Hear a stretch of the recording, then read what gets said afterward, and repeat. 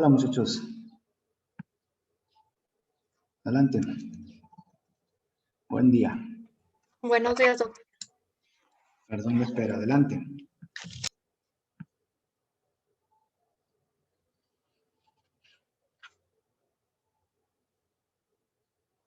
A ver, ¿cuántos estamos? 39, bien poquitos.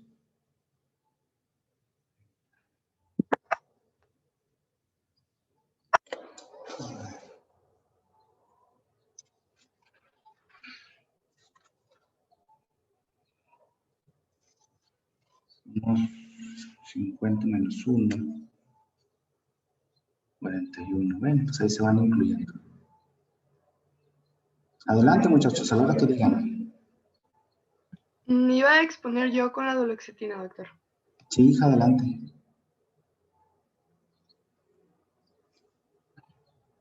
Entonces vimos pregabalina y gabapentina, que son neuromoduladores que trabajan con el GABA. ¿Sí pueden ver?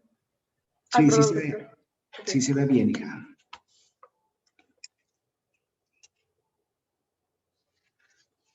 Buenas tardes, compañeros. Mi nombre es Alejandra Volpe Ríos Castillo y yo les voy a presentar la duloxetina. La duloxetina es un inhibidor de la recaptación de serotonina y de noradrenalina y se dice que inhibe débilmente la recaptación de dopamina. Sin embargo, no tiene afinidad en lo que son los receptores dopaminérgicos, histaminérgicos, colinérgicos y adrenérgicos. Su mecanismo de acción lo podemos ver, ¿sí se puede ver mi cursor? Sí. Ok, aquí en la imagen de la parte superior derecha podemos ver primero sin la duloxetina, en el caso de la serotonina, podemos ver que el lugar de recaptación de la serotonina va a estar libre y hay una recaptación constante de serotonina. Cuando se indica lo que es el fármaco, como podemos ver en la parte derecha, existe un bloqueo en el lugar de recaptación y lo que es en la zona presináptica ya no va a existir lo que es la recaptación de serotonina. Por lo tanto, va a haber una mayor concentración en lo que es la hendidura sináptica, lo que va a provocar un estímulo mayor en lo que son los receptores postsinápticos. Esto va a trabajar en lo que es la serotonina y la noradrenalina. Entre los fármacos que son los inhibidores de la recaptación de serotonina y de noradrenalina, también vamos a tener a lo que es un fármaco muy parecido a la duloxetina, que es la venlafaxina.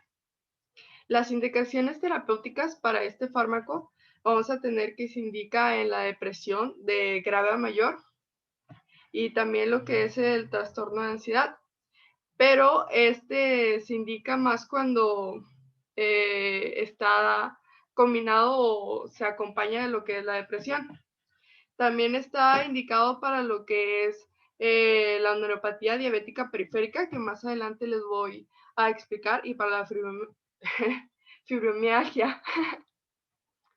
En cuanto a lo que es la neuropatía diabética periférica, es importante porque hay 4 tipos de neuropatías diabéticas que también les voy a explicar más adelante. Ahora, para entender lo que es la neuropatía debemos de saber qué es un dolor neuropático. El dolor neuropático va a ser un síndrome crónico que tiene un origen en lo que es un daño de las vías nociceptivas. No sé si recuerden la exposición de nuestro compañero Juan, el cual nos explicó lo que son estas vías en las cuales recibe lo que son los estímulos de dolor. Entonces, va a involucrar un daño ya sea a los receptores periféricos, en las vías de conducción o en lo que es el cerebro.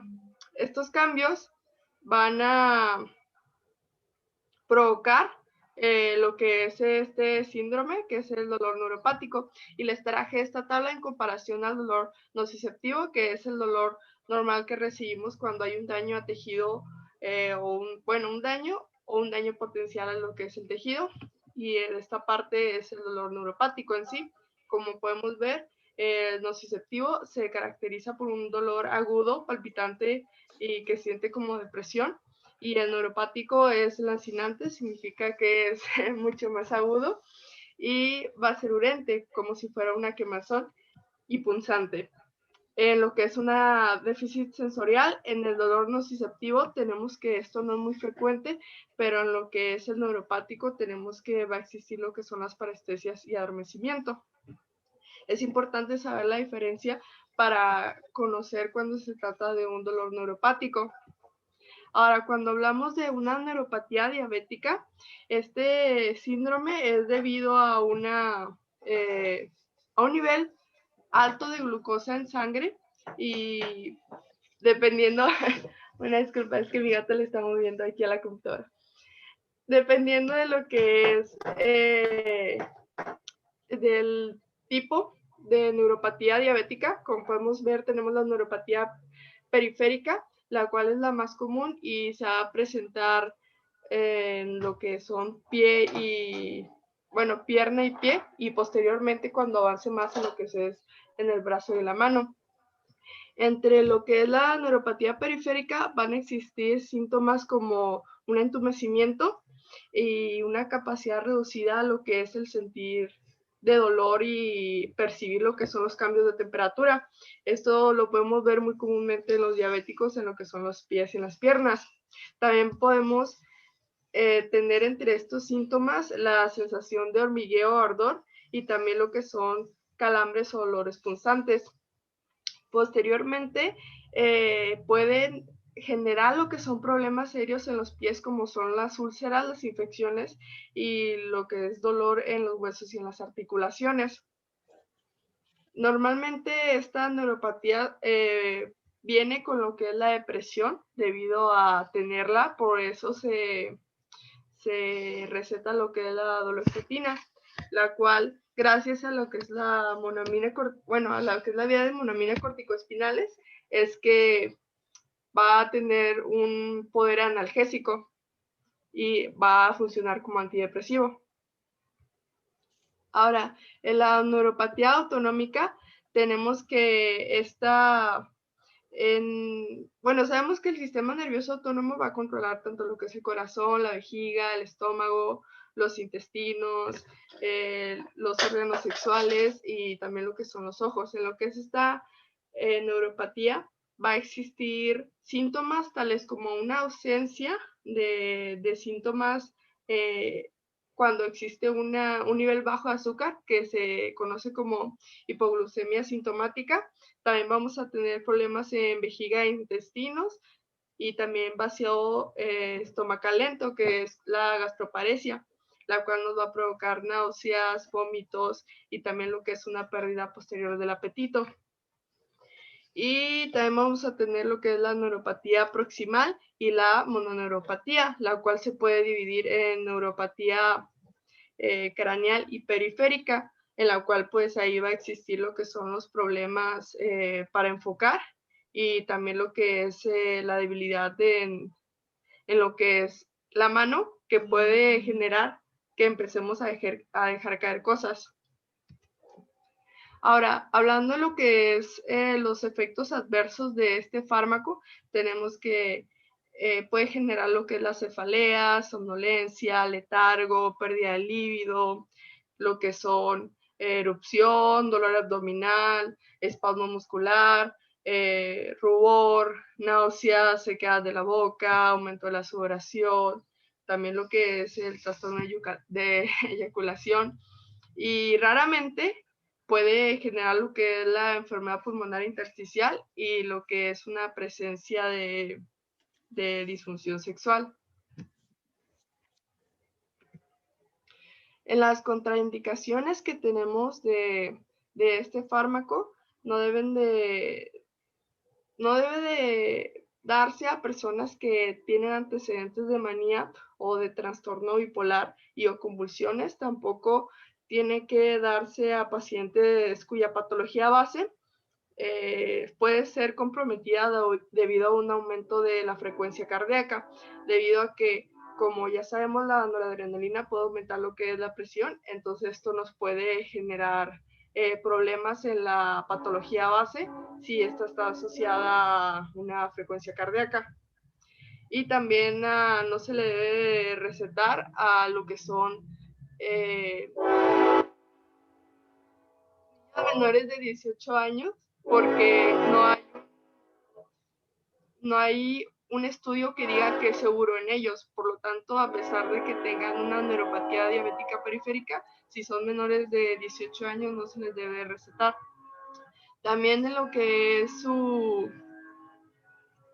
interacción con la IMAO no debe de ser, debido a que el citocromo que inhibe lo que es la IMAO es un citocromo importante para el metabolismo de la duloxetina. Por lo tanto, esta interacción no debe de existir. En cuanto a las advertencias y las precauciones, como creo que no les dije, pero la duloxetina tiene una vida media de 12-15 horas, entonces por lo tanto va a ser una diaria y se ha encontrado en presentaciones de 30 a 60. Y también entre estas advertencias y precauciones, no se debe de tomar en un embarazo, debido a que se secreta muy débilmente lo que es la leche materna. Y como no sabemos el daño que pueda generar, debido a que no existen estudios que nos digan sobre cómo va a actuar en los niños, se debe de tratar de evitar. También no se debe de interrumpir bruscamente, porque después nos va a generar lo que son los síntomas de retirada, los cuales ya habíamos hablado en la clase pasada.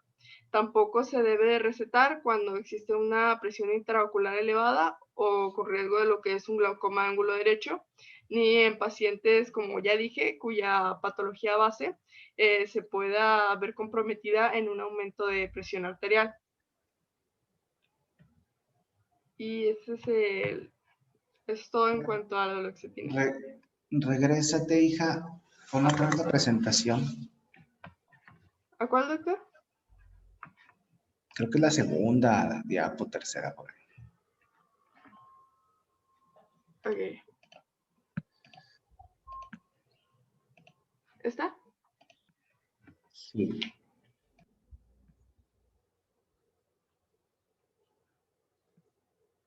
Voy a reforzar algunas cosas que dijiste. No se ven.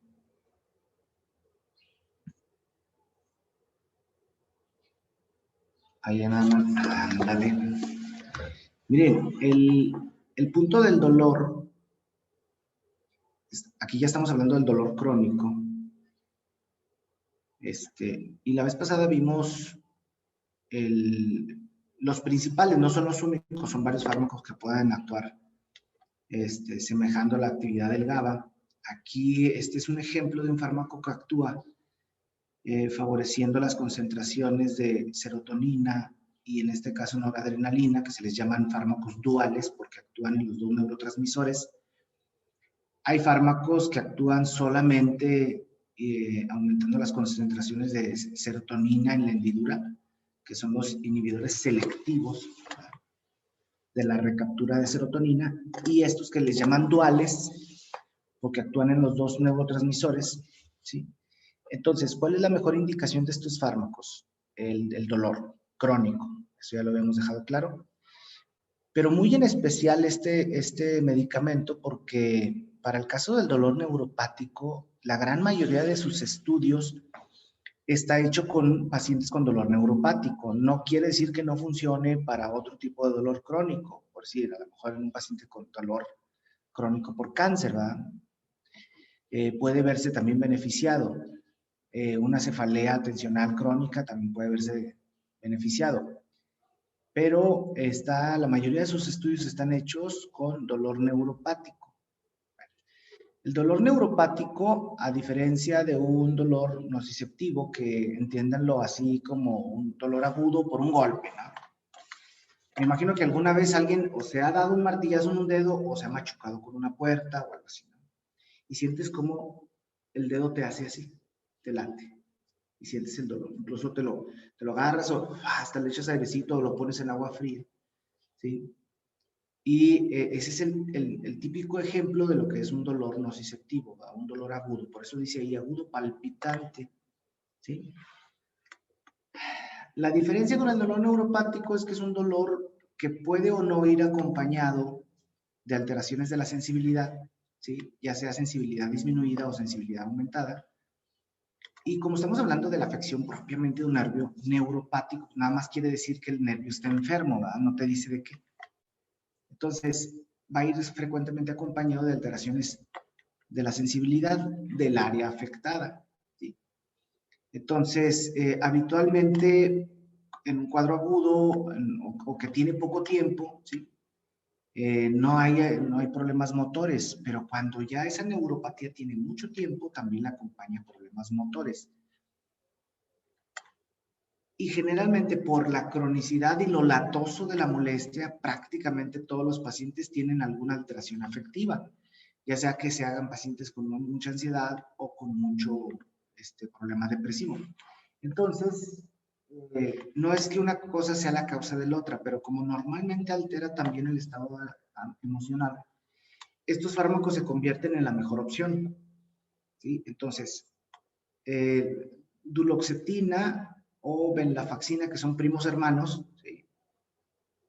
Son los fármacos que más tienen probado su uso en este tipo de dolores, ¿sí? Entonces, siempre empezar con dosis bajas, hacer incrementos paulatinos, pero son fármacos que ayudan. Dame la que sigue, siempre haciendo énfasis en que no son analgésicos, no son analgésicos, ¿sí? Entonces, tenemos tres sistemas neurológicos, que es el sistema central, el periférico y el autonómico, ¿sí? Las neuropatías, aunque pareciera que no, también pueden ser centrales, ¿sí? Por si un dolor talámico, ¿sale? Es un dolor central. Las periféricas, el típico ejemplo de la neuropatía diabética, aunque no es la única, ¿sí? También está por si la ciática, una neuralgia del trigémino, una posarpética, o sea, hay muchas, aunque la neuropatía diabética, pues como hay mucho diabético, pues hay mucha neuropatía diabética, es una de las más frecuentes, ¿sí? Y hablando de la neuropatía autonómica, pues lo más frecuente o lo más clásico es que tengan alteraciones de la orina, ¿no? Alteraciones vesicales, ya sea con retención o con incontinencia urinaria. La retención urinaria es lo más frecuente, que pueden tener ahí 1 litro, 1,5 litros de orina y no sienten deseos de orinar. Y esos pacientes normalmente terminan sondeados con una sonda permanente. El punto es que la utilidad de la duloxetina es en el dolor, ¿eh? O sea, tiene neuropatía autonómica, dale duloxetina. No. Tiene neuropatía diabética, dale duloxetina. No, no es así. El punto es que el paciente tiene que tener dolor. Sí, no, o sea, no es un fármaco que cure la neuropatía, porque también se malentiende y se malutiliza el fármaco. No es un fármaco que cure la neuropatía, no. Mejora las propiedades de conducción, mejora las concentraciones de serotonina, noradrenalina, y esto permite que mejore la molestia, el dolor en este caso. Entonces, si el paciente tiene dolor, se le da. No tiene dolor, pues, ¿para qué se lo vas a dar? O sea, si buscas mejorarle la neuropatía ahora sí como enfermedad, pues existen otro tipo de fármacos, pero aquí acuérdense, el tema es dolor. Entonces, ¿qué tiene que tener el paciente para que yo pueda indicar duloxetina o venlafaxina o pregabalina o gabapentina? Tiene que tener dolor. Agudo, no, crónico. Más sin embargo, estos fármacos también ayudan cuando, si es un paciente que tiene un dolor agudo, ¿sí? Pero son de ese tipo de dolores que tienen mucha posibilidad de hacerse crónicos. Entonces, ayudan a prevenir que el paciente no evolucione a la cronicidad. Por decir, un paciente que desarrolla una neuropatía herpética, o sea, una infección por herpes virus, digamos, en el costal aquí derecho. Entonces, si solamente me dedico a tratarle la infección y no le doy ningún neuromodulador, hay muchas posibilidades de que ese paciente quede con secuela de dolor crónico. Entonces, también vale la pena la administración de uno o del otro, no se le dan los dos fármacos, o sea, ya sea una pregabalina gabapentina o duloxetina, que en cuestión de prevención funciona mejor pregabalina y gabapentina, para que el paciente no vaya a quedar con dolor crónico, ¿sí? O sea, además de que le das su aciclovir y le das ahí complejito B, no sé, diclofenaco para el dolor o lo que quieras, le das pregabalina, ¿sí? Para que la pregabalina ayude a la no evolución a la cronicidad. Entonces, el tema es dolor crónico, ¿sí? Y la función de los neuromoduladores, que ese es el caso. Es un dolor crónico que al paciente le provoca ansiedad, entonces el mejor compañero es un medicamento ansiolítico, ¿sí? O análogo GABA. Es un dolor que le genera depresión, el mejor tratamiento es un antidepresivo, estamos hablando de pura neuromodulación. Es un antidepresivo que puede ser nada más de específico de serotonina o un dual. Estos son más potentes, son más efectivos, ¿sí? Entonces, duloxetina es el papá de los pollitos. Y en el caso de que el paciente no tenga tanta alteración emocional y el dolor sea muy intenso, los más potentes, los más eficaces son los antiepilépticos, ¿sí? Entonces, bien, a ver, avánzala para recordar si tenía otra cosa que decir, hija, avánzala. Ah, bueno, en los efectos secundarios, mira, en los efectos secundarios la verdad es que son fármacos bastante bien tolerados, pero siempre empezamos de la menor a dosis, ¿sí? La dosis de este fármaco va de 15, puede ser hasta 90 miligramos, pero la dosis estándar, la dosis promedio es de 30 a 60 miligramos.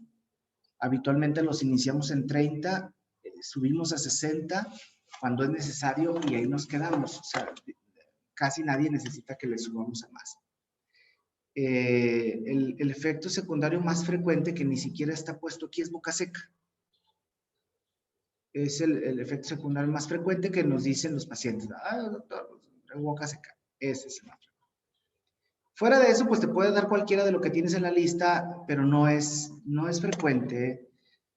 La disminución de la libido, fíjate que más que disminución de la libido, lo que sí frecuentemente les causa es retraso en la eyaculación.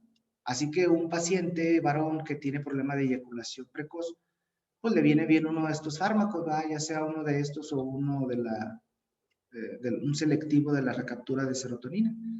¿Sí? Causa retraso en la eyaculación, o sea, tardan más para eyacular. Y en el caso de las mujeres, pues también desarrollan una tardanza mayor para el orgasmo. Entonces, ese sería nada más el meollo del asunto con este tipo de fármacos, ¿sí? Para algunos es una ventaja, ¿va? Para otros pues es una desventaja. Entonces, pero en general son bien tolerados y creo que nada más, hija. Era lo que quería acotar. Entonces, por ahí nos faltan otros fármacos. ¿Quién nos iba a ayudar con eso? No, yo tengo una duda. Sí. Disculpe, en alguna vez que llegué a ir a consulta a ayudar ahí, bueno, a ver más bien, nos tocó atender a un paciente diabético. De hecho, la lista de fármacos parecía lista de mandado. Sí. Mi duda es, en esta lista de fármacos venía pregabalina y gabapentina. ¿Sería como un tipo de terapia dual? ¿Estuvo mal indicado? ¿Cuál sería tu opinión con lo que has visto? Yo pienso que no era buena idea. Pues no, porque es el mismo mecanismo de acción. Es como mezclar dos AINES, como darle diclofenaco y naproxeno. Pues no. Es el mismo mecanismo de acción. No tiene ningún sentido dar pregabalina, gabapentina simultáneamente. Puedes hacer un cambio, ¿sí? Porque a veces un paciente tolera mejor un fármaco que otro o a veces tiene mejor respuesta a un fármaco que otro. Pero no tiene ningún sentido dar los dos. Puedes hacer una mezcla también con fármacos de otra familia, por decir, puedes mezclar ya sea pregabalina, gabapentina con duloxetina o venlafaxina. Pero también, por decir, no tendría sentido dar duloxetina con venlafaxina. O sea, no por dar más de lo mismo, le va a ir mejor al paciente. Eso es en todos los temas, ¿eh? En antihipertensivos, en antibióticos, o sea, dar 2 cefalosporinas, ¿para qué? En antihipertensivos, dar 2 YECA, ¿para qué?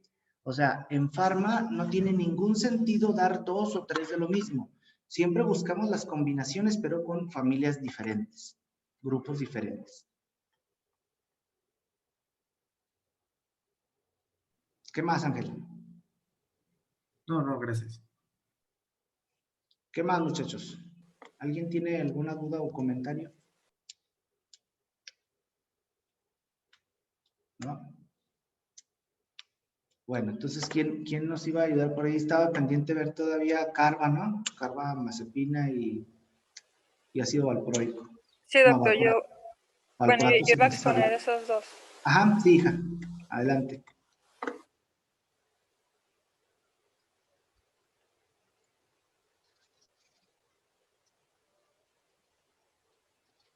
Sí la ven ya la presentación, ¿verdad? Sí. Ok. Bueno, voy a comenzar ya. Buenos días, yo soy Diana Carolina Méndez Aguilera del quinto B y vamos a ver ahora la carbamazepina y el ácido valproico. Primero vamos a comenzar con la carbamazepina. Bueno, en cuanto a algunas generalidades sobre este medicamento, vamos a tener que este es un fármaco anticonvulsivante oral que principalmente está indicado para cuando se presentan convulsiones tónico-clónicas, también cuando hay crisis complejas o simples. Esto si recordamos un poquito sobre la clasificación de los tipos de epilepsia, vamos a tener que hay epilepsias que son focales y generalizadas. Las focales son aquellas en las que se presentan solamente en una parte localizada de la corteza cerebral y esta se subdivide a la vez en las crisis complejas o simples. Las complejas son aquellas en las que hay una pérdida de la conciencia y las simples en las que no hay una pérdida. También está indicado para la neuralgia del trigémino, que esto se los voy a explicar más adelante en los usos terapéuticos. Explicando un poquito sobre la química, que tiene una importancia en, pues digamos que sus efectos terapéuticos, vamos a tener que la carbamazepina es un compuesto tricíclico que va a constar de 2 anillos de benceno. Estos son los anillos de benceno. Y estos a su vez van a estar fusionados por un grupo acepina. El grupo acepina es este tercer anillo que está aquí en la parte del medio, pero solamente va a poseer el grupo amino. Entonces, este componente no va a inhibir a los transportadores de las monoaminas, que pues en este caso es la serotonina y la norepinefrina. Por lo tanto, a este fármaco no se le atribuyen propiedades de antidepresivas. ¿Qué es lo que le va a dar su principal característica anticonvulsivante? Es que al poseer el grupo carbamil, que es este grupo que está aquí el grupo amino con este ácido carboxílico y este otro grupo amino, este es el grupo carbamil, que se va a ubicar en la posición 5. Entonces, este es el grupo principal que le da su potente actividad anticonvulsiva. También algo importante de este fármaco es que va a ser un derivado del iminostilbeno, que es también un antidepresivo tricíclico. O sea, derivan de la misma estructura, pero como les dije ahorita, no tiene propiedades antidepresivas este fármaco. Continuando con su mecanismo de acción, el principal es que va a ser pues bloqueador de los canales de sodio. Esto mediante la prevención de descargas repetitivas. Como es el principal, se los voy a explicar en la diapositiva siguiente. Pero aquí continuando con el segundo pues, mecanismo de acción, es que va a producir una reducción del glutamato. Que el glutamato, como sabemos, pues tiene funciones excitatorias. Entonces, este fármaco va a hacer que se reduzca la concentración de glutamato, que pues este es responsable de los efectos antiepilépticos. En el tercer mecanismo es que va a disminuir la transmisión sináptica, esto mediante el alivio del dolor en el núcleo del trigémino. Por eso es lo de la neuralgia del trigémino. Por eso se aplican este tipo de condiciones. Y el cuarto mecanismo, que por ejemplo, en Katsung mencionaba que se sabía que había una interacción con los receptores de adenosina, pero no especificaba cómo sucedía esto. Yo me di la tarea de consultar y lo que yo pues deduje es que primero los receptores de adenosina, estos pues tienen la función de regular la secreción de neurotransmisores y la adenosina en sí tiene una función de somnolencia. Entonces, otra propiedad que se le atribuye a este fármaco es que puede producir también somnolencia. Ahora sí, ya explicando el mecanismo principal, que es el bloqueo de los canales de sodio, vamos a tener que, pues como sabemos, cuando se produzca nuestro potencial de acción, vamos a tener, aquí tenemos digamos que las fases del canal de sodio. Cuando se produzca el potencial de acción, pues los canales se van a abrir, así como vemos aquí en la imagen, que estas como que asas azules están abiertitas. Entonces se produce el potencial de acción, es decir, se despolariza la membrana y entonces pues va a haber una salida, un flujo de los iones de sodio. Pero pues va a llegar un punto en el que ya se tiene que cesar esto. Y cuando ya se termine, cuando llegue a ese punto máximo, pues se va a cerrar la compuerta, se va a cerrar el canal de sodio, va a estar se va a inactivar para que se produzca la repolarización. Pero cuando, en el caso de la epilepsia, este tipo debe de haber como que una pausa para que se pueda estabilizar pues el canal.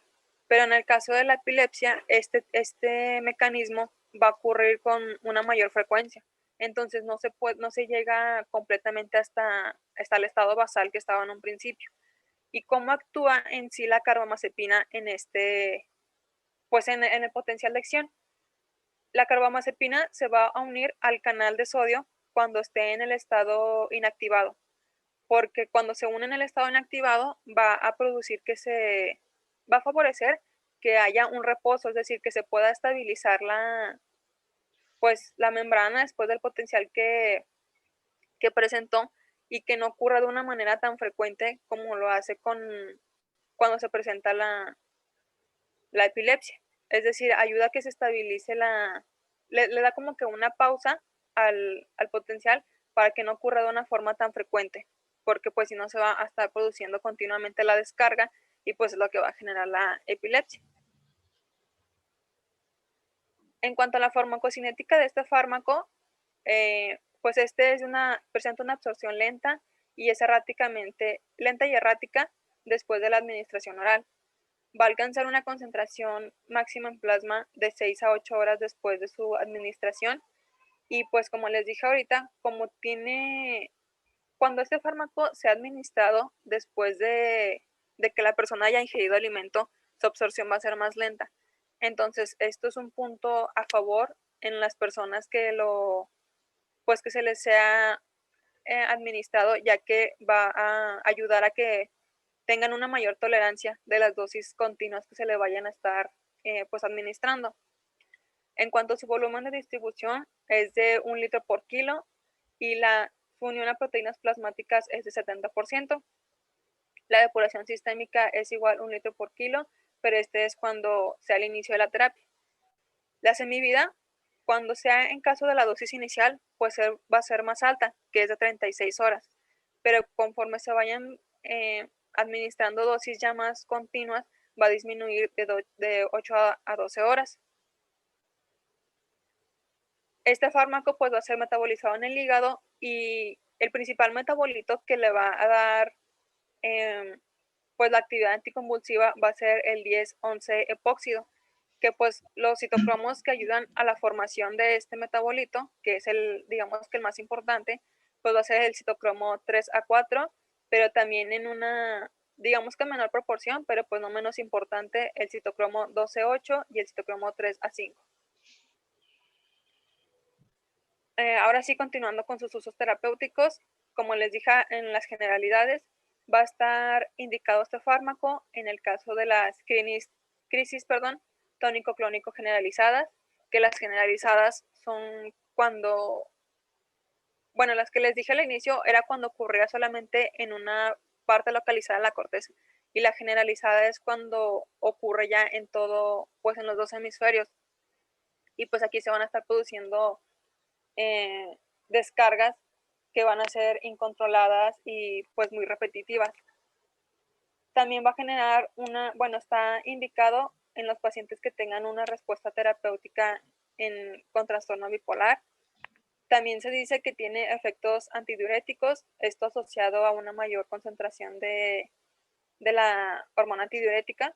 Y también está indicado en el caso de la neuralgia del trigémino, que pues este es un tipo de dolor crónico en el que se distingue porque se presenta un dolor que es reflejado en la zona de la cara. Y mencionaba también que, por ejemplo, las personas que padezcan esto puede ser muy sensible al hacer actividades muy sencillas, por ejemplo, que se laven los dientes o cuando hablen pueden sentir la neuralgia. También en el caso de la neuralgia del glosofaringio, que pues está similar a la del trigémino, solamente que este va a ser referido en zonas de la garganta, del oído y de las amígdalas. Algunas propiedades que también posee este fármaco, la carbamazepina, es que tiene propiedades anticolinérgicas, antiarrítmicas, de relajante muscular y de sedante. La de sedante, como le expliqué, haciendo mención a los receptores de adenosina, que producía somnolencia. Y cuando este fármaco se use, la función renal, hepática y también la hematológica deben de ser monitoreadas. En cuanto a las concentraciones terapéuticas, vamos a tener que primero la dosis máxima debe de llegar se recomienda que sea hasta 1600 miligramos al día. Cuando sea en niños, debe de ser una dosis de 15 a 25 miligramos por kilo por día, pero esta dosis se recomienda que sea dividida en lapsos durante todo el día. Por ejemplo, si el niño si es menor a 1 año de edad, se recomienda de 100 a 200 miligramos. Si es de 1 año a los 5 años, de 200 a 400 miligramos. De 6 años a los 10 años, de 400 a 600. Y de 10 años hasta los 15 años, de 600 hasta 1 gramo. En cuanto a los adultos, la concentración es de 800 a 1200 miligramos al día. Y pues este fármaco está disponible en forma oral, ya sea por medio de tabletas o por suspensiones. Y la iniciación del fármaco debe de ser lenta, con aumentos graduales de la dosis. En cuanto a las preparaciones disponibles, el genérico de este fármaco es el Tegretol, que como les dije, pues Ese es el de marca, hija, de hecho es el original. Es el Tegretol, ¿verdad? Este pues se administra principalmente por vía oral, y en la presentación en tabletas pues es este que está aquí, que es de 200 miligramos, o también presentación de tabletas masticables de 100 miligramos, o en el caso de suspensión, que es esta que está acá, de 100 miligramos. Y también hay presentaciones de tabletas de liberación sostenida, igual por vía oral, y este pues tiene una mayor variedad que va de los 100, 200 hasta 400 miligramos. Y también pues cápsulas de 200 y 300 miligramos. Y pues este de en medio es como que el de... Ese sí es el genérico. El genérico, ¿verdad? Bueno, en cuanto a las interacciones farmacológicas, los dividí en los que aumentaban su metabolismo y en los que lo dividían. En los fármacos que aumenten el metabolismo de la carbamazepina, ya que inducen el citocromo 3A4, que como les mencioné, este es el principal citocromo que va a generar el 10-11-epóxido. Está el fenobarbital, la fenitoína y el valproato. Y los fármacos que inhiben su metabolismo, tenemos el propoxifeno, eritromicina, cimetidina, la fluoxetina y la isoniazida. Por último, sus efectos adversos, pues se presentan una molestia gastrointestinal leve, también mareos, visión borrosa, y los que marcaban una mayor importancia era la diplopía y la ataxia. También la sedación, que pues esta ocurre cuando se administran en dosis mayores, y también va a presentar el aumento de peso. Y de la carga... Ahí hacemos una pausa. Nada más, miren, regrésate a donde decía A ver, dale, no me acuerdo qué decía la diapo. Dale más atrás. No, más adelante más bien. Más adelante. La que sigue, la otra. Ahí me... Miren, ¿dónde hay canales de sodio? ¿Dónde? ¿En qué parte del organismo hay canales de sodio? Bueno. Pues en los músculos. ¿Dónde más hay canales de sodio? Fibras nerviosas. Sí, claro, en el cerebro, en todo el sistema nervioso central, bueno, el periférico, ¿y dónde más? Principalmente.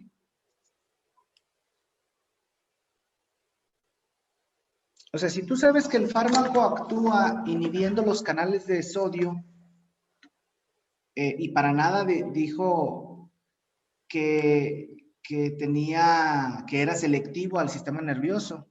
Bueno, al menos no escuché a Diana decir que fuera selectivo, ¿verdad que no lo dijiste, hija? No.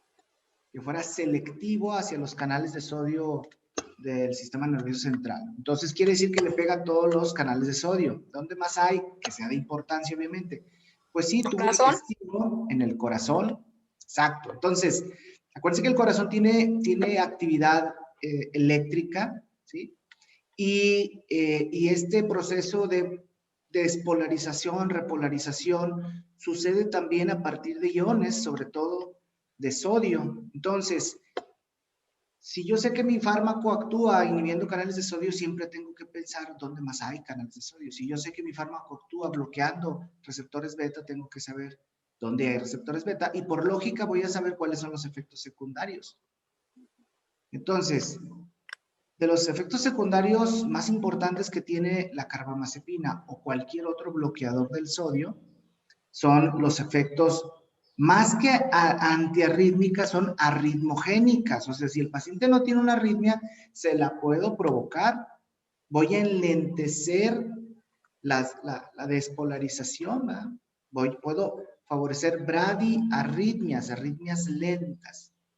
Obviamente, la conducción también para la actividad contráctil, no solamente en el músculo cardíaco, sino también en el estriado, sobre todo en el intestino, ¿sí? También se enlentece, entonces puede haber estreñimiento, ¿sí?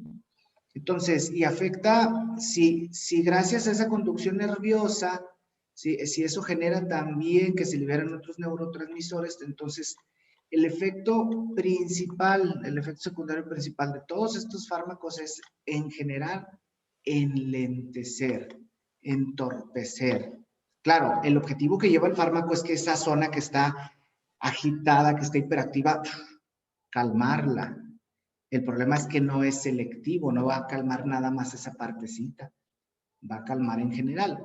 Como quiera el paciente se va habituando a todo, pero hay que entender por qué suceden los efectos secundarios, ¿sí? Entonces, dame la que sigue, hija.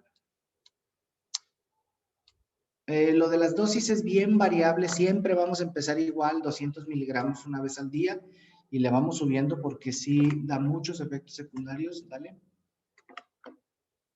Dale, la que sigue.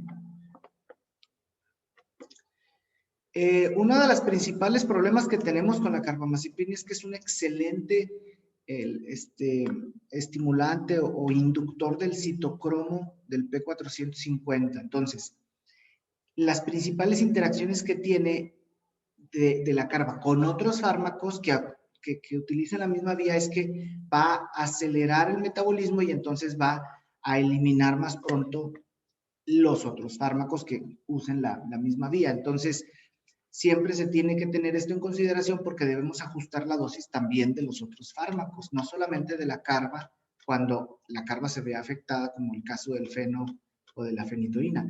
Y hay muchos médicos que ponen al mismo tiempo carbamazepina y fenitoína. Ese es otro error. Los dos actúan en sodio y además tienen interacción entre sí mismos. Entonces, lo van a ver frecuente y no lo deben de hacer, ¿sale? Entonces, deben de considerar mucho las interacciones. Son muchas las interacciones que tiene. Aquí la doctora puso así nada más como que el resumen, pero son chingos las interacciones que tiene la carbamazepina. Dale la que sigue, hija. Lo principal cuando empezamos con el tratamiento, ataxia, que es esa sensación de marcha inestable, y el mareo, obviamente, y la sedación, el sueño.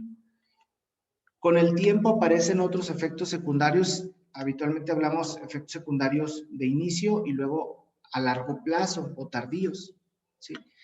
Los tardíos pues son los problemas gastrointestinales y la depresión.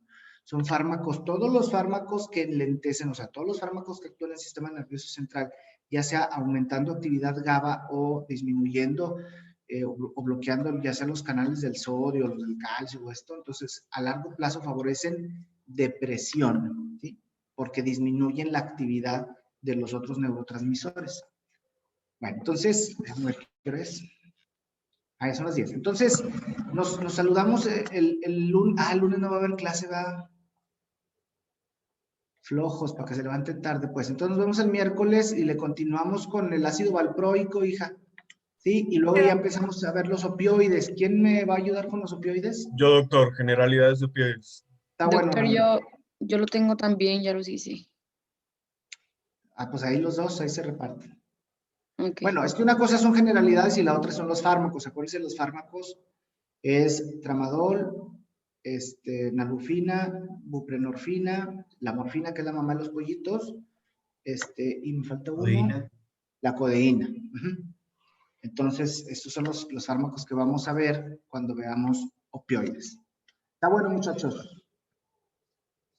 Nos saludamos. Gracias, doctor. Gracias, doctor. Gracias, doctor. Tengan buen fin. Nos vemos. Igualmente.